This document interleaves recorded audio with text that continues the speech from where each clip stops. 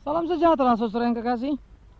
Pada bagian ketiga penampakan Yesus Kristus ini kita akan membicarakan apa yang diperingatkan oleh Paulus, Rasul yang kita bicarakan minggu lalu, yang mengalami penglihatan dan sangat mengerti arti penglihatan. Artinya, Paulus mengalami sendiri penglihatan itu. Paulus bukan sekedar tahu arti penglihatan itu, tapi juga ngalamin. Tapi apa yang dikatakannya mengenai penglihatan? Kepada orang-orang di Kolose, dia mengatakan hal yang sangat indah, saudara. Kolose pasal 2 ayat 16 sampai 19 demikian firman Tuhan. Karena itu janganlah kamu biarkan orang menghukum kamu mengenai makanan dan minuman, atau mengenai hari raya, bulan baru, ataupun hari Sabat. Semuanya itu hanyalah bayangan dari apa yang harus datang, sedang wujudnya ialah Kristus.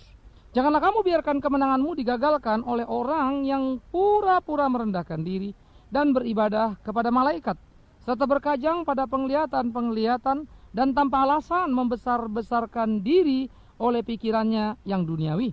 Sedang ia tidak berpegang teguh kepada kepala, dari mana seluruh tubuh yang ditunjang dan diikat menjadi satu oleh urat-urat dan sendi-sendi menerima pertumbuhan ilahinya.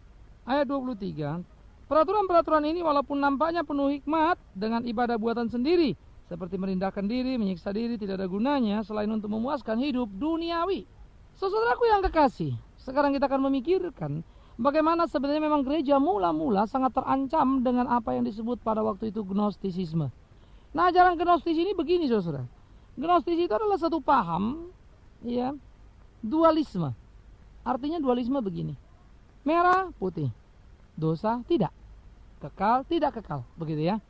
Nah, maka bagi mereka ada yang materi, ada yang imateri.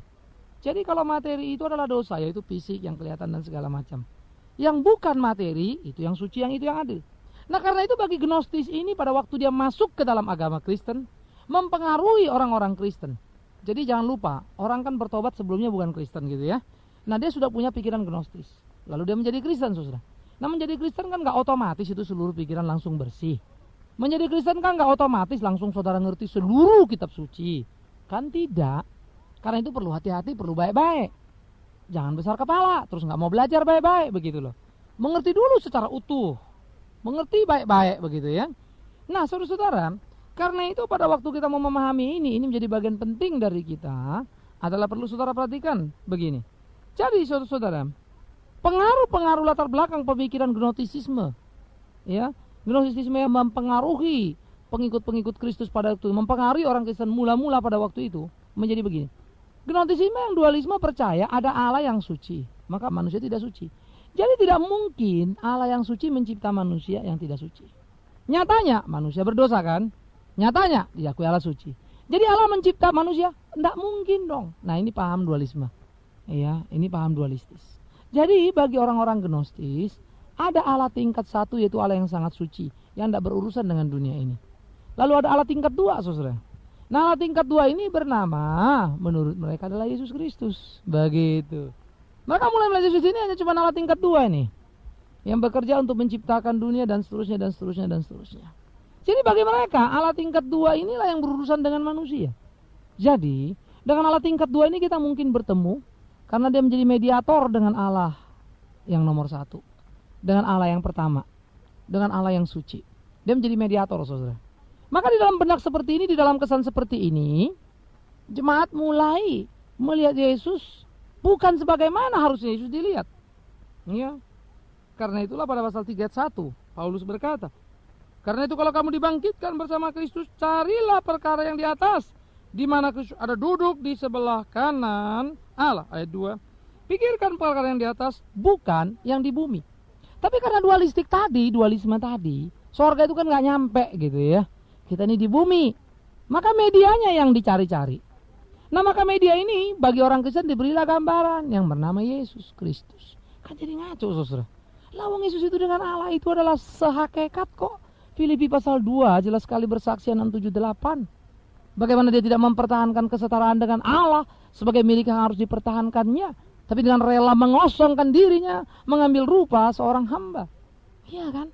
Nah, jadi saudara yang kekasih, di dalam kondisi dan situasi seperti itulah orang-orang Kolose menerima paham kekristenan, sehingga perlu dibereskan, perlu diluruskan oleh Rasul Paulus. Sekelompok orang-orang di Kolose ternyata sangat berkajang dengan penglihatan. Mereka selalu melihat sesuatu, membesar-besarkannya dengan pikiran yang sangat duniawi. Oh, kami melihat begini. Wah, dibesar-besarkan, saudara. Sampai kadang-kadang nggak ngerti ini konsumsinya buat apa sih. Saudara coba bayangkan ya. Seperti yang saya bilang di peristiwa penampakan Yesus itu kemarin di Keramat. Saya iseng-iseng tanya orang, kok ada orang lihat, ada yang nggak ngelihat gitu kan. Kenapa? Lalu ada yang jawab, macam-macam variabel sekali. Salah satunya yang paling terkenal di situ jawabannya adalah yang melihat itu yang beriman. Jadi kalau yang nggak ngelihat nggak beriman gitu. Saya jujur saja saudara-saudara, saya tidak melihat sama sekali. Ya, seperti yang saya bilang, saya bukan mau melihat itu, tapi saya mau melihat orang yang melihat. Saya melihat, nggak ada kok. Orang yang lihat ini apa sih gitu ya. Sesudah saya melihat tidak melihat, saya ngeliatin orang yang lihat dong. Lalu ada yang bilang, oh itu dan segala macam. Tapi yang lain sebagian juga diem. Pertanyaan saya kan sederhana. Kalau dibilang yang melihat itu beriman, tidak melihat tidak beriman, maka saya termasuk golongan tidak beriman. Itu saja. Iya, gampang sekali. Tetapi demi Tuhan yang hidup, di dalam kepercayaanku yang utuh kepadanya, aku bersyukur kalau aku tidak melihat. Kenapa? Karena dia memberi iman kepadaku untuk percaya sekalipun tidak melihat. Jadi bagiku justru sebalik tuh ya. Saulus itu bertemu cahaya Kristus itu kenapa? Karena gak beriman, bukan karena beriman. Thomas itu ditegur Yesus kenapa? Karena mau melihat Yesus. Kenapa? Karena gak beriman. Lah kalau kita orang-orang beriman lalu cari Yesus, mau lihat Yesus, ini kan jadi aneh gitu ya. Itu kan jalan mundur saudara. Lawang sudah diberi kemampuan iman yang indah oleh Tuhan untuk bisa percaya tanpa melihat. Lah kok mau ngelihat? Ini kan aneh. Kok mau bisa melihat? Itu aneh saudara. Ya. Sama sekali tidak alkitabiah sebenarnya. Tapi kenapa fenomena ini hebat sekali? Pada season yang pertama saya sudah bilang. Karena manusia suka visualisasi. Di Amerika, negara yang sangat maju, apa yang disebut dengan scanner, para scanner itu orang-orang yang mampu telepati begitu ya. Orang-orang yang mampu, kalau kita menyebut istilah paranormal atau orang-orang hebat lah begitu. Yang bisa membengkokkan paku hanya dengan melihatnya. Itu sekarang dijelaskan saudara, divisualisasikan sedemikian rupa. Lalu mulai dilihat bagaimana orang ini mempunyai medan elektronik, diberi penjelasan yang sangat akademik. Nontonlah X-Files. Saudara kan melihat. Nonton Millennium. Itu film-film seri di TV yang menggambarkan bagaimana seluruhnya bisa dijelaskan. Divisualisasikan sedemikian rupa. Sehingga mistis itu bukan lagi mistis yang misterius. Sekalipun dia punya kekuatan, tetapi bisa dideteksi oleh ilmu, oleh sains, oleh kemajuan, oleh otak manusia. Celakanya saudara. Semangat yang kuat berkembang seperti ini pun menjelajah dan melebar sampai kepada Allah. Maka Allah pun akhirnya bukan lagi subjek tetapi objek yang bisa dibedah, yang bisa dilihat, bisa diukur. Maka Allah itu ada atau tidak ada, rasa-rasanya tergantung pada kesaksian kita. Wujudnya seperti apa tergantung pada pengakuan kita. Oh saudara-saudaraku, betapa menyedihkannya kekristenan. Seharusnya lah dia subjek yang menyatakan diri di dalam hidup kita, yang memberi kita kekuatan untuk beriman teguh kepada dia, yang memberi kita kekuatan untuk menghasilkan buah dalam kehidupan kita, yang memberi kekuatan bagi kita untuk berjalan pada jalan yang dikehendakinya. Saudara, nah di sini kan perlu sekali. Saudara-saudara harus berhati-hati bergumul di dalam hal-hal yang seperti ini. Supaya saudara jangan berkajang dengan penglihatan, berpesta pora di dalam penglihatan, membesar-besarkan penglihatan. Yang mungkin belum tentu. Kalaupun itu real, itu faktanya. Tuhan bermurah hati menampakkan diri padamu. Itu pertanda kau orang tidak beriman, yang perlu segera bertobat dan beriman seperti Saulus. Tapi jangan Anda orang beriman lalu bilang lihat Yesus, lalu bilang supaya begini begono, Tuhan pesan begini. Lah ini kok jadi aneh. Orang beriman akan jalan from faith to faith, dari iman kepada iman, bukan dari iman kepada penglihatan kepada iman. No saudara. Ya itu alkitabiah. Ya nggak tahu lah kalau orang lain ajarin lain. Ya lalu saudara main amin-amin saja karena cocok dan semangat manusia kita yang selalu segala sesuatu ingin bisa dilihat. Yang namanya mata itu jahat saudara. Ya. Makanya Tuhan bilang kalau kau dosa congkel saja matamu. Mata itu paling jahat. Dari segala anggota tubuh kita, mata lah yang paling mengerikan. Lihat yang paling mengerikan. Saudara tahu bagaimana Hawa jatuh? Dia lihat pohon itu, rasanya baik. Diambil. Dia langgar firman Allah. Lihat. Itu sebab Tuhan berkata, jikalau engkau melihat seorang wanita dan menginginkannya, engkau sudah berzina. Lihat. Itu mata jahat sekali. Bukan Tuhan bilang orang lihat terus gak boleh mikir. Tapi kalau pikiran itu menguasai kau sampai kau yang mewujudkan, itulah jurang bagimu. Karena begitu kau melihat kau inginkan, saudara sudah di pintu dosa. Melangkah sedikit lagi, kecemplung di sana. Jadi, jangan main-main dengan hal itu. Itu sebab, ini peringatan Rasul Paulus. Mereka disebut beribadah kepada malaikat. Karena bagi Paulus pada waktu mereka menganggap misalnya Allah nomor 2 itu Yesus dengan paham gnostisisme tadi, wow itu salah besar. Mereka yang merasa diri beribadah kepada malaikat, nah malaikat ini juga kan banyak yang nggak tahu saudara. Malaikat ini siapa nih, si Lucifer, apa sih Mikael, mata Mikael. Kalau si Lucifer kan iblis saudara ya kan, itu kan juga malaikat.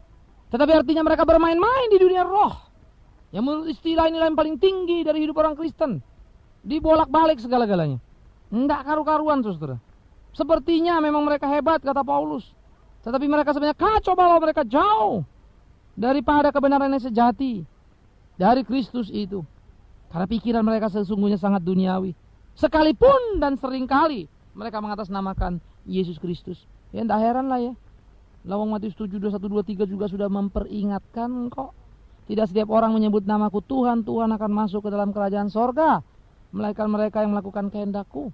Lalu ada yang berkata, Tuhan aku sudah mengusir setan dalam namamu, aku sudah membuat mujizat dalam namamu, apa yang kurang? Tetapi Tuhan berkata, maaf, aku tidak mengenal engkau. Oh saudara yang kekasih, ditolak tuntas. Tuhan tidak kenal. Apalagi kalau cuma bilang, aku sudah melihat banyak penglihatan dan bercerita pada orangnya Tuhan. Kenapa mereka dikentaskan? Saudara boleh memperalat Yesus Kristus, bisa pakai nama Yesus Kristus, tapi jangan lupa Tuhan adalah Tuhan yang maha kuasa dan maha mengerti. Pada waktu saudara memperalat dia memperalat saudara. Saudara pikir bisa menjual beli namanya, dengan memperjualbelikan namanya, dibiarkannya, karena itu akan membawa engkau kepada penghukuman, dan engkau tidak akan pernah bisa membantah di sana. Itu saudara-saudara perlu perhatikan baik-baik. Saudara perlu pikirkan baik-baik. Kita jangan mengukur dengan pikiran dunia ini. Kita jangan tertekun dengan pikiran dunia ini. Ya. Saudara, dalam perjalanan hidup saya, di dalam kerinduan saya untuk bisa menjadi seorang yang menyenangkan hati Tuhan, sungguh-sungguh saya harus katakan pada saudara, saya mulai menerapkan sesuatu prinsip pada hidup saya. Katakannya untuk ya, tidak untuk tidak. Lepas telinga orang suka atau tidak. Yang kedua, saya sadar dalam kehidupan bergereja, berjemaat bukan hal yang gampang. Itu sebab saya punya target di satu gereja hanya 5-10 tahun. Ya, artinya 5 tahun kalau cepat berkembang sudah kembang bagus, tinggal buka lagi yang baru. Itu saya. Kenapa? Oh, karena saya juga manusia biasa kok, yang bisa salah, saudaraku. Manusia biasa yang bisa tergiur dengan segala kemajuan dan kesuksesan yang didapat. Karena itu saya tidak akan membiarkan diri saya. Apapun yang bisa tumbuh, apapun yang bisa berkembang, itu anugerah Allah kok. Tetapi kalau orang berkumpul banyak, mau beribadah sungguh-sungguh, biarlah karena mereka suka kebenaran, bukan kesenangan, bukan popularitas, bukan sekedar mau lihat ini, mau lihat itu, bukan yang mau penglihatan, tapi yang mau belajar serius kebenaran firman Allah. Ya, itu sebab saudara yang kekasih, kalaupun Anda diberitahu ada kesempatan untuk Anda boleh beribadah di gereja di mana saya menjadi pendeta, saudara tahu, gereja ini masih kecil. Ya, usia baru 2 tahun. Kira-kira 3 tahun lagi kalau sudah kuat saya lepas. Lu Bapak kemana? Iya, KKIC lagi, bikin lagi yang baru lagi. Jalan lagi dari nol lagi, besar lagi, lepas. Sekarang saya dibantu oleh 3 asisten. Ya, bahkan akan menjadi 4. Sarjana teologi semua saudara. Satu yang cukup senior, yang 3 lagi masih muda-muda, yang terus dilatih, terus dididik, terus dipupuk, supaya 5-6 tahun kemudian mereka juga sudah bisa mandiri lagi. Nah begitu seterusnya. Saya rasa saya dikaruniakan Tuhan untuk menjadi pelopor. Ya, tapi kan kalau gitu kerja capek dong Pak. Oh iya, emang kenapa? Ya, jadi kalau bikin maju, itu bukan buat kita lah, buat Tuhan Yesus lah. Ya, jadi saya tidak pernah punya rasa guilty, saya tidak punya rasa beban untuk bicara apa yang harus dibicarakan, karena saya tidak menjual sesuatu yang tidak Tuhan mau. Saya tidak akan menjual barang-barang penglihatan kepada saudara. Oh saya lihat ini, saya lihat ini. Oh saya begini, saya begitu, dan seterusnya saudara yang kekasih. Alkitab sudah ingatkan kok, Kristen itu biasa-biasa sajalah, ya, gampang kok, nggak susah. Tuhan cuma bilang kok, kasihilah Tuhan Allahmu dengan segenap jiwamu, dengan segenap pikiranmu dan akal budimu. Kasihilah sesama manusia seperti dirimu sendiri. Gampang jadi Kristen, nggak perlu yang aneh-aneh. Tapi yang gampang nggak dikerjain, hanya cari yang aneh-aneh dah. Yang kelihatannya kayaknya susah. Bahkan ada beberapa orang dikatakan mereka merendahkan diri, menyiksa diri, ya, nggak makan ini, nggak makan itu, tapi nggak ada lebihnya kecuali memuaskan hidup duniawinya. Mereka berpikir dengan apa yang mereka lakukan mereka makin dekat kepada Tuhan, tapi mereka tidak mengerjakan apa yang Tuhan perintahkan. Mereka pikir dengan banyaknya mereka berkorban mereka akan hebat. Mereka bodoh sekali. Saudara, ketika 1995 saya meninggalkan dunia usaha yang memberi saya hidup, ya, saya punya karyawan. Itu bisa membuat kami membeli mobil 3 dan punya rumah 2. Saya pada waktu Tuhan panggil kami tinggal semua itu. Mama saya sakit. Apa yang terjadi? Mobil 3 ludes, 2 1 sampai tak punya. Rumah 2 ludes tinggal 1. Saya sempat kecewa kok sama Tuhan Yesus. Apa-apaan ikut Tuhan Yesus kok begini. Tapi Tuhan berkata mau ikut aku, ikut caraku. Tetapi saudara, manusia selalu suka caranya dan bukan cara Tuhan. Jadi buat saya itu tamparan yang sangat menyakitkan, pukulan yang sangat menyakitkan. Tapi saya mesti ikut dia. Berjalan, merangkak perlahan, mendaki di tengah-tengah kesulitan, bergumul dan bertambah. Seluruh proses itu membentuk saya untuk menjadi hamba Tuhan. Membentuk saya dalam proses, dalam konsep dan pikiran saya. Bagaimana saya sebagai orang pendeta, bagaimana pelayanan lanjutan saya dan seterusnya. Ini yang diperlukan. Saya bukan tipe hamba Tuhan yang akan tinggal di satu gereja lama-lama. Mungkin ada yang lain punya talenta gitu, puji Tuhan. Tapi Anda juga tidak boleh bilang pendeta lain salah hanya karena mereka lama di situ. Kalau mereka dapat, why not? Tuhan kan bikin orang macam-macam ya. Nah tipe saya tipe pelopor kok. Pegang, bikin, goda, jalan lagi. Iya. Yang penting jangan menjual diri. Yang penting jangan bikin macam-macam. Akhirnya kita menjual yang nggak penting. Berita sensasi yang nggak penting hanya untuk menarik orang. Ini bahaya sekali. Nah saudara, di dalam dunia parapsikologi, ini artinya kalau istilah kita bilang paranormal begitu ya. Jadi kalau para itu mirip-mirip seperti psikologi tapi sedikit lain begitu loh. Jalurnya itu para itu sebenarnya di sisi atau di samping begitu. Ya, ada yang dikenal dengan istilah vision misalnya. Ya, dalam vision atau visi. Orang bisa melihat atau mendengar sesuatu tentang orang, benda, keadaan atau lain sebagainya yang secara wajar orang lain tidak bisa melihat atau mendengar. Tapi dia bisa. Kenapa? Karena itu memang merupakan satu khayal pada dirinya yang teraktualisasi. Itu yang saya sebut kemarin itu visualisasi. Kenapa? Karena ini keadaan kejiwaan tertentu dari seseorang, khususnya orang-orang yang melankolik paling cepat. Ya. Maka dalam hal-hal seperti ini orang melihat bayangan khayal tentang peristiwa sedang atau yang akan terjadi. Dan orang itu menyaksikan gambar khayal itu dalam keadaan tidur atau dalam keadaan sadar. Dan hebatnya saudara, ada beberapa orang yang melihat besok akan begini dan itu terjadi. Wah, ini kan pimpinan Tuhan. Nanti dulu. Setan bisa tunggangi saudara. Karena setan bisa seperti malaikat terang. Dia kasih 1-2 kali saudara, 3, 4, 5 kali, 10 kali. Sampai saudara senang. Hanya saudara puas dengan diri saudara. Waktu saudara puas dengan diri saudara, sebenarnya saudara sudah kehilangan Kristus. Tapi memang masih disebut Kristus. Tapi sangat bergantung kepada apa? Penglihatanmu, kemampuanmu. Nah itu loh. Penyelewengannya di situ. Jadi harus hati-hati. Karena itu jangan terjebak kepada paham-paham seperti ini. Sakit hidup ini biarin, nggak kelihatan kenapa. Seperti saya bilang, jangan pikir kalau mau kenal Tuhan terus menanjak hebat, terus lihat ini, lihat itu dan segala macam. Tidak. Seringkali itu kontraproduktif dengan pikiran kita. Anti klimaks dengan pikiran kita. Saya ikut Yesus kok ngalamin yang sakit-sakit begitu ya. Rasanya jengkel, kesel. Tapi itulah ikut Tuhan. Mau bilang apa? Sakit-sakit saudara. Tapi jalan. Ya. Jadi jangan memperjualbelikan nama Tuhan Yesus dengan berbagai sensasi yang tidak bisa dipertanggungjawabkan. Kalau memang dia menampakkan diri padamu, nikmatilah sendiri. Jangan saksikan soal dia menampakkan diri padamu, tapi saksikan perubahanmu dulu, baru boleh ngomong. Ya, jangan cerita kiri kanan, hidupmu tidak karu-karuan. Utang sana utang sini tidak bayar. Ya, cerita sana cerita sini, ujung-ujungnya minta uang. Hati-hati, tidak boleh. Kita punya beban doa, boleh sharing sama orang lain, tapi jangan jual dirimu. Apalagi bawa-bawa nama Tuhan. Karena itu berhati-hatilah. Awas, gnostisisme muncul kembali. Dan tanpa sadar, mungkin dia sudah menguasaimu. Kiranya kau mau perbaiki baik-baik, diperbaharui oleh Tuhan kita. Amin. Kita berdoa. Kami bersyukur, kami berterima kasih Tuhan untuk apa yang boleh kami renungkan dari firman-Mu. Kami berdoa biarlah Tuhan menolong, menuntun, membimbing kami, supaya kami hidup seperti apa yang Tuhan mau. Dan dalam pergumulan kami boleh menyenangkan hati-Mu. Tuntun pimpin kami dalam cinta kasih-Mu. Di dalam Yesus Kristus Tuhan kami naikkan doa ini. Dan kami mohon pimpinan Tuhan senantiasa. Terpujilah nama Tuhan, kekal selama-lamanya. Amin.